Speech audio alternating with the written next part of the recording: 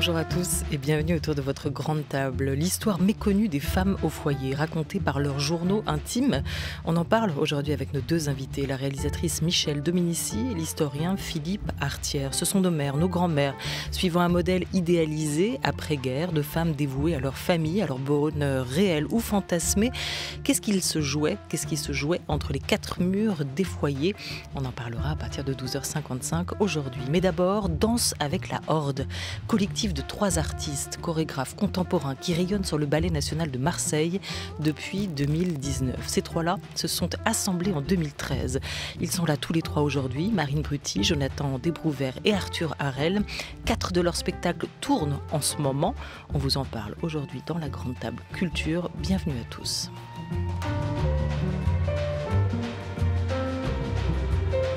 France Culture, la grande table, Olivia Gesbert.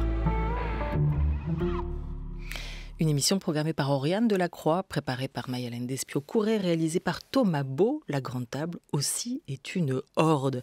Souvenons-nous de Room with a View, spectacle conçu en 2020 par la Horde avec le compositeur Rhône, pièce musicale et chorégraphique électro sur l'effondrement climatique et civilisationnel. Parcourons rapidement les titres de la presse. À l'époque, rave général au Châtelet, traquer l'humanité dans le chaos. Face au chaos, le spectacle est encore plus beau.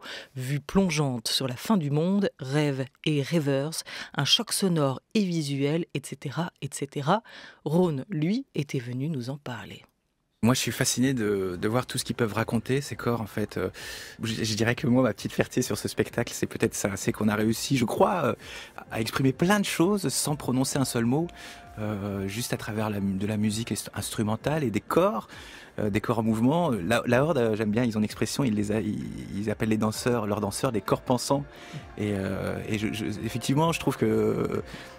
Enfin, je réalise ça en ayant créé ce spectacle avec la Horde et les danseurs, c'est qu'on peut exprimer plein de choses sans parler, et ces danseurs effectivement arrivent à faire passer des choses peut-être, je pense, parfois mieux que de longs discours.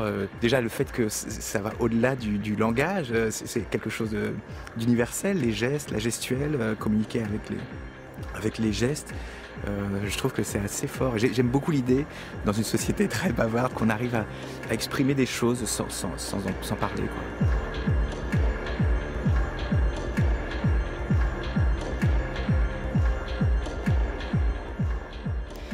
S'il vous plaît, ne me répondez pas que par geste, exprimez des choses sans parler, disait Rhône à l'instant. Bonjour à tous les trois. Bonjour. Bonjour. Bonjour Marine Brutti, bonjour Jonathan Desbrouvers et bonjour Arthur Harel. Merci à tous les trois d'être avec nous. Pourquoi les corps pensants? Qu'est-ce que c'est des corps pensants?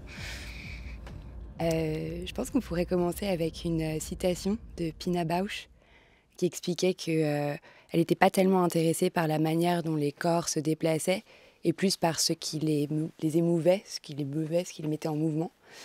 Et en fait, je pense que ce qu'on a développé un peu tous les trois, c'est qu'on doit beaucoup parler en fait entre nous. On doit beaucoup échanger des références, comprendre ce dont on a envie de parler ensemble au plateau. Et donc en fait, quand on transmet aux danseurs nos envies et qu'on essaye d'écrire du geste, on essaye d'écrire du geste qui fait du sens et qui ne soit pas forcément décoratif. Et donc c'est à cet endroit-là qu'on est venu un petit peu avec cette idée de penseur du corps, c'est-à-dire comment on peut exprimer des propos sur lesquels on réfléchit de manière peut-être plus philosophique ou intellectuelle ou politique, et comment ça met les corps en mouvement. C'est un langage du corps, et ce qui est intéressant, c'est que votre direction, c'est une direction à 3 têtes pour aujourd'hui ce ballet national de Marseille, pour ce collectif, la Horde, que vous avez pensé, imaginé ensemble, à 3 têtes, et vous n'êtes pas, vous, directement des corps pensants. En tout cas, vous n'êtes pas des corps en mouvement. C'est une autre singularité, particularité de votre collectif, c'est que vous êtes tous trois des artistes, passés pour 2 d'entre vous par les arts déco. Vous n'êtes pas à la base des danseurs. Alors ce langage du corps, ce langage de la danse, qui vous l'a transmis? Comment vous l'avez appris? En regardant, Jonathan? C'est vrai que quand on était en études, il y a l'apparition de YouTube qui est arrivée, et en fait le mouvement est tout de suite apparu, et c'était assez fascinant, et que notre sujet d'étude, ça a été réellement les réseaux, et le corps en mouvement a été réellement d'une puissance où ça a complètement... où les frontières ont complètement été effacées, Et on a vu que des mouvements pouvaient reprendre en fait une holla en fait dans le monde en 24 heures. Donc la puissance du corps, en fait, il y a vraiment une symbolique et c'est ça qui nous a vraiment intéressé en fait, l'analyse justement des mouvements, de pourquoi telle culture pouvait être reprise dans une autre culture, comment justement des dialogues justement entre deux personnes qui étaient complètement opposées justement pouvaient échanger ensemble grâce au mouvement sans forcément parler la même langue. Arthur Harel, vous vous rencontrez comment en fait tous les trois? On a souvent réfléchi à comment raconter cette histoire. Faites-la simple. Comment ça s'est passé? Non, mais on en aurait vrai voulu trouver des choses hyper drôles ou bien plus fun qu'elles ne sont. Non, c'est une histoire d'amitié. On se rencontre en 2011. On est tous les trois très jeunes. Et on a l'envie de s'entraider, de discuter. Tous les trois, on est extrêmement passionnés par le monde, ce qui nous entoure et comment ça peut se retrouver dans notre pratique artistique. Et donc au départ, c'est une rencontre d'amitié dans des espaces qui sont des espaces sécurisés à Paris, qui sont des espaces queer, dans des soirées, plutôt la nuit. Puis on se retrouve le jour pour prolonger la nuit et se dire, mon travail s'intéresse à ça, viens m'aider un coup de main sur ça. Et puis en 2 ans, on finit par créer des choses qui nous dépassent et on ne sait plus nommer qui a fait quoi. Et à partir de là, comme on forme un groupe de rock en tant qu'adolescent, on décide de s'appeler La Horde pour avoir quelque chose au-dessus de nous qui vienne être notre maison dans laquelle on peut aussi accueillir d'autres artistes et travailler pour un projet commun qui depuis perdure et nous donne une grande liberté aussi. Alors 2011, vous disiez on était très jeunes. 10 ans plus tard, vous n'êtes toujours pas très vieux. Vous avez quel âge exactement, tous les trois, ou à peu près? Moi, j'ai 36 ans. 36? 37 ans. 31 ans. Jonathan, 31 pour vous, Arthur Harel. Donc, vous avez mis aussi vos envies, vos idées, votre savoir-faire, tout ça en complémentarité dans ce collectif, ce groupe, cet ensemble que vous avez imaginé et qui s'appelle La Horde, pour commencer à créer. Ça ne me dit pas comment, à part YouTube, à part les réseaux sociaux, vous en êtes arrivé à la danse. Pourquoi la danse est devenue votre langage commun à tous les trois? Je pense qu'en fait, ça c'est devenu plus que au départ notre langage commun, c'était un peu notre sujet d'étude. Dire qu'en fait, c'est quelque chose qui nous a réunis tous les trois. Et je pense que quand Jonathan essayait d'expliquer à cet endroit-là le rapport de comment les corps peuvent être amenés à être ensemble, à réfléchir ensemble, à penser un monde ensemble, en fait, notre dénominateur commun, c'est la danse. Et pourtant, on a tous les trois des pratiques très différentes autour de la danse. Après, comme vient de le dire Arthur, on s'est quand même aussi rencontrés en club, donc on s'est quand même rencontrés en mouvement, en dansant. Et ensuite, autour de ça, je pense qu'on avait un amour, en fait, un amour gigantesque pour la manière dont pouvaient s'exprimer les corps dans ces lieux, safe space, qui sont des lieux queer.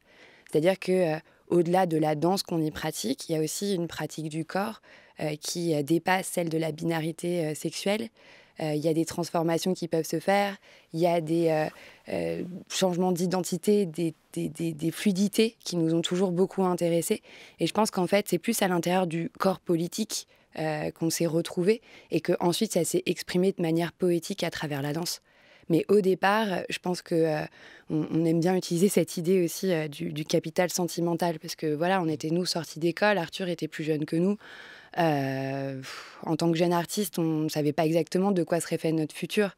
Donc en fait, on se retrouvait et on avait un rapport d'entraide pour imaginer des mondes futurs et pour un peu se raconter des histoires entre nous trois. Et il se trouve qu'on a trouvé que notre médium était avant tout la danse, que c'était devenu donc notre sujet d'étude. Mais au départ, c'était même pas forcément une danse académique. Enfin, je veux dire, on est passé par les danses post-internet, on a travaillé avec des seniors. On réfléchissait plus à une idée presque du corps utopique, enfin de l'hétérotopie. C'est quoi les danses post-internet? Les danses post-internet, qui veut dire Jonathan de Brouwer. En fait, on a emprunté un thème qui existe dans l'art contemporain, qui est l'art post-internet, qui désignait justement à l'époque que deux artistes avec un laptop, donc un ordinateur, pouvaient justement traiter du même sujet sans être forcément aux mêmes endroits. Et en fait, vu qu'on doit toujours nommer en fait notre sujet d'étude et ce qu'on est en train de faire, c'est comme dans une discussion, en fait, à un moment, on a utilisé ce terme-là pour parler de la danse post-internet. Et notre sujet d'étude, c'était le jump style. Donc le jump style, c'est une danse qui est née en Belgique et en Hollande. Et en fait, c'est une danse de club, sauf que ces clubs ont fermé et ça a pris refuge vers Internet en 2005-6, l'Internet tout public. Et en fait, on a vu justement une propagation de ce mouvement-là, où deux danseurs en fait qui étaient complètement isolés, un en Espagne et un en Ukraine par exemple, pouvaient justement échanger et pratiquer la même danse sans forcément être ensemble. Et ça donne notamment ça, la pièce chorégraphique Tout d'abord, qui évoque la révolte intime de la jeunesse et comment les réseaux sociaux s'en font le relais aujourd'hui, avec en commun ce jet de jambes que vous venez de citer à l'instant, Jonathan. Le jump style né en Europe, extrait d'un documentaire consacré aux coulisses de la création de cette pièce, Tout d'abord.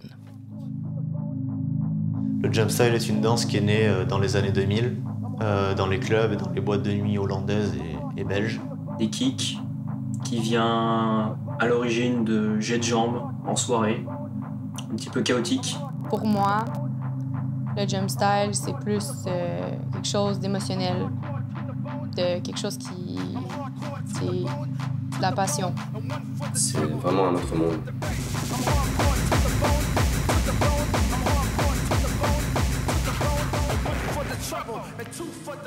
2017 pour cette création, Tout d'abord. 15 interprètes, une dizaine, 11 au début, qui viennent de toute l'Europe, qui sont autodidactes, c'est presque tous des mecs d'ailleurs pour cette pièce-là, qui se sont professionnalisés en intégrant aussi le collectif que vous leur avez proposé. Comment vous avez travaillé avec eux pour cette création? Comment vous les avez coordonnés? Arthur? Tout d'abord, effectivement, c'est d'abord une première pièce de 10 minutes qui est présentée au concours Danse élargie au Théâtre de la Ville, pour lequel on reçoit le 2e prix. Et c'est des danseurs qu'on a rencontrés via Internet dans toute l'Europe, plus principalement l'Europe de l'Est, et qui avaient tous comme dénominateur commun une pratique de la danse qui se développe, qui s'apprend qu'à travers Internet, après la fermeture des clubs dans lesquels la danse se retrouvait auparavant. Et c'est vrai que ce qui nous a passionnés, c'est d'abord une émotion qui nous a touchés au plus profond de nous par une virtuosité de ces interprètes autodidactes qui nous a tout de suite captivés. Et ensuite, à partir de cette émotion, donc de cette forme, est né le sens. Et comme le disaient Jonathan et Marine tout à l'heure, la forme et le fond chez nous circulent énormément. Et à partir de cette forme et de cette virtuosité, ça nous a raconté aussi toute une pratique de l'autodidaxie et comment de jeunes danseurs, comme vous l'avez dit, plutôt des mecs, cis, hétéros, arrivent à la danse plutôt que d'aller au foot, au tennis, etc., arrivent dans leur chambre, dans leur espace intime, à venir s'approprier leur corps, se filmer, se représenter, partager aussi avec Internet et d'autres nationalités leurs évolutions pour ensuite investir le salon, le jardin, jusqu'à la place publique. Et c'est ce qui nous touche, nous, dans la danse, et c'est ce qu'on essaye de retrouver avec le Ballet national de Marseille plus tard, c'est comment on fait communauté à travers un langage qui est à la fois universel et à la fois, la danse, c'est complètement individualiste. C'est-à-dire que c'est des individualités qui expriment et qui ont le pouvoir d'exprimer une grande intimité à travers soit le groupe, soit une pratique collective. Voilà, et c'est intéressant avec cette pièce parce que vous le dites aussi dans le documentaire, en fait, ces danseurs qui jusque-là se filmaient, dansaient dans leur chambre ou dans leur salon, vont danser sur scène et ensemble. C'était une pratique solitaire, ils vont faire une pratique collective et ils vont passer comme vous l'évoquez, du online au offline. Ils vont couper la caméra et se retrouver dans un espace qui est une salle de spectacle, un théâtre, où ils vont danser et collectivement.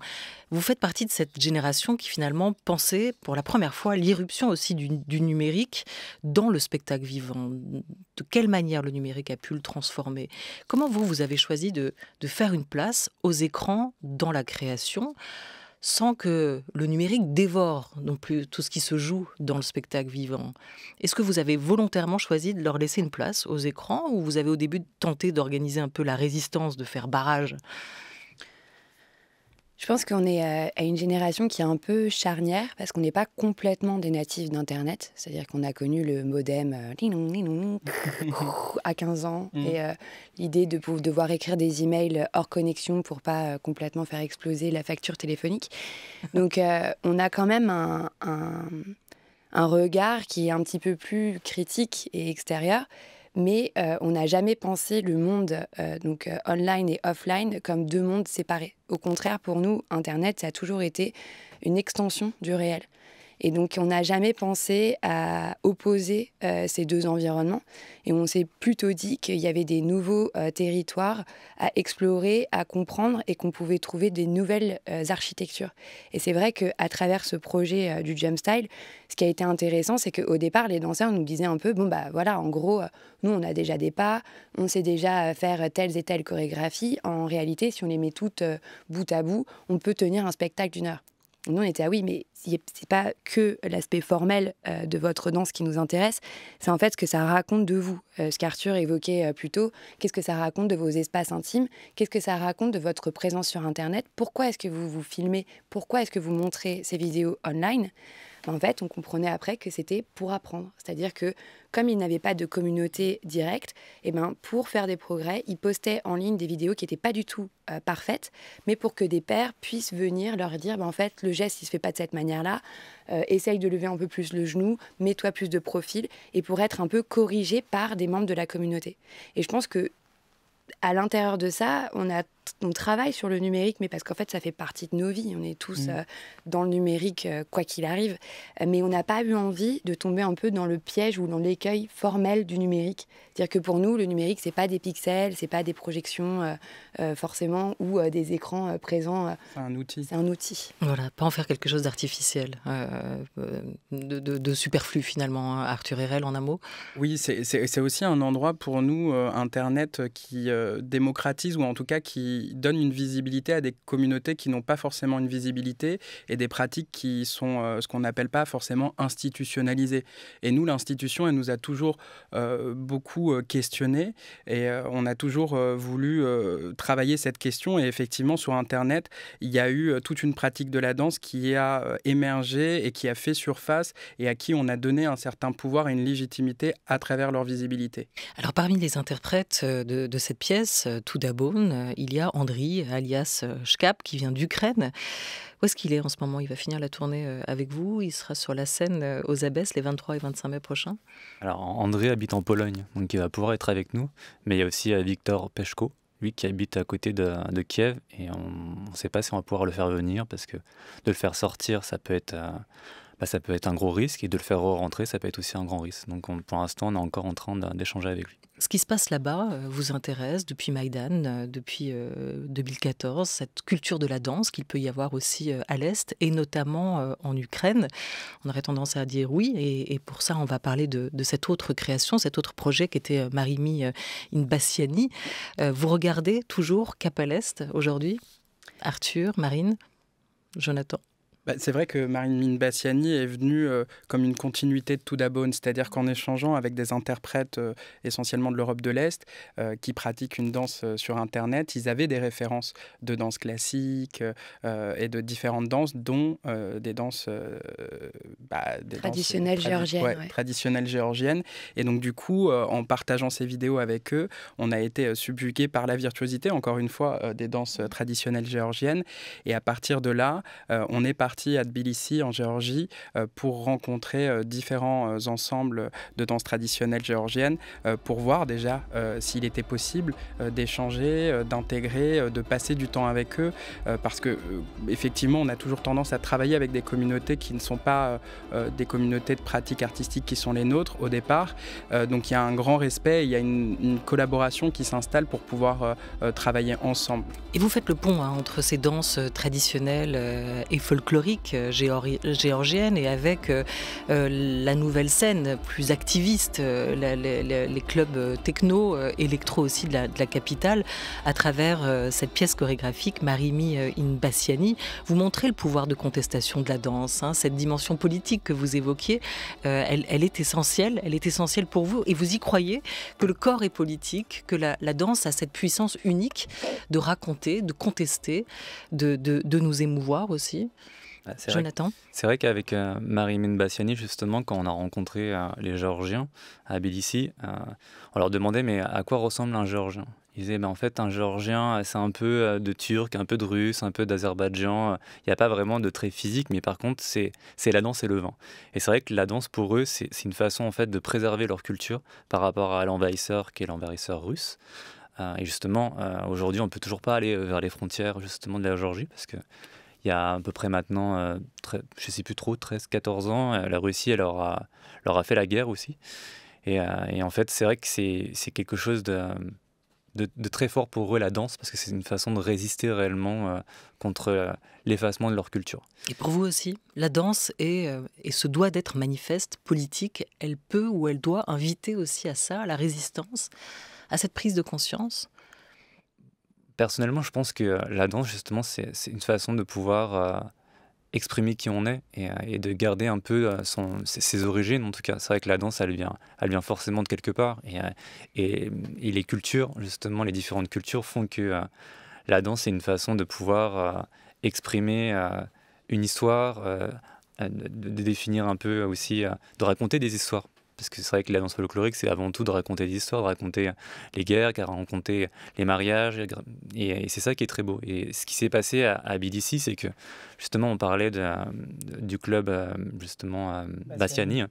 Et ce qui était très beau, c'est que ces mêmes danseurs qui dansent du folklorique, qui se retrouvent justement le soir à Bassiani, qui est aussi un club un peu utopique, parce que c'est en dessous d'un stade de foot. Donc c'est l'underground absolu, justement. Et en fait, il y a eu un raid militaire en 2018, si je ne me trompe pas, où il y a plein de danseurs, 200 danseurs à peu près, qui se sont fait embarquer. Parce qu'en fait, la Géorgie, le gouvernement à cette époque-là, avait peur un peu de la visibilité qu'amenait ce club-là, parce que c'était aussi un safe space justement pour toutes les minorités, hein, et tout le monde se mélangeait. Donc c'est vrai que ça pouvait être un cocktail un peu parfait contre un peu une rébellion aussi intellectuelle. Et à la suite de ça, en fait, il y a à peu près 2000 personnes qui ont manifesté en faisant une rave party devant le Parlement.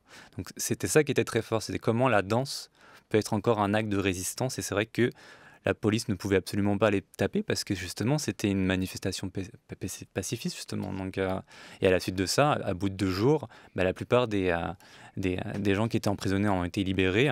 Il y a juste le symbole d'un DJ qui est resté emprisonné pendant quand même 1 année. Ils s'appellent Marine Brutti, Jonathan Desbrouwer et Arthur Harel. Tous 3 ont pris la tête il y a 3 ans du Ballet national de Marseille. Depuis 2019, exactement, après s'être connus en 2011, assemblés dans ce collectif nommé La Horde en 2013. Les ballets de Marseille ont une assez longue histoire. Ils ont été créés en 72 par le chorégraphe Roland Petit qui va baptiser l'ensemble avec un Pink Floyd ballet d'anthologie. Quel héritage pour vous dans cette maison ? Il y a à la fois le côté philosophie peut-être du lieu et puis l'institution physiquement, ce qu'elle représente avec ses danseurs, avec son répertoire, avec son budget aussi. On a longtemps dit que le Ballet national de Marseille, c'était le plus gros CNN, Centre chorégraphique national de France. Comment vous avez-vous intégré, digéré cette histoire-là quand vous avez choisi d'accepter de prendre la tête de ce ballet ? Je pense qu'au départ, on est quand même assez joueurs tous les 3 et qu'on trouve une espèce d'énergie particulière à se mettre des challenges et à essayer de questionner un petit peu le monde qui nous entoure. Et c'est vrai qu'on nous a beaucoup décrits comme des artistes anti-institutionnels parce qu'on s'intéressait à des danses qui étaient un petit peu plus en marge de ce qu'on pouvait au départ voir dans nos institutions. C'est jamais quelque chose qui nous a vraiment complètement frappé, nous, dans notre pratique. Et quand il y a eu cet appel à candidature, on s'est dit, bon, ça peut être intéressant quand même qu'on se mesure à ce que veut dire l'institution.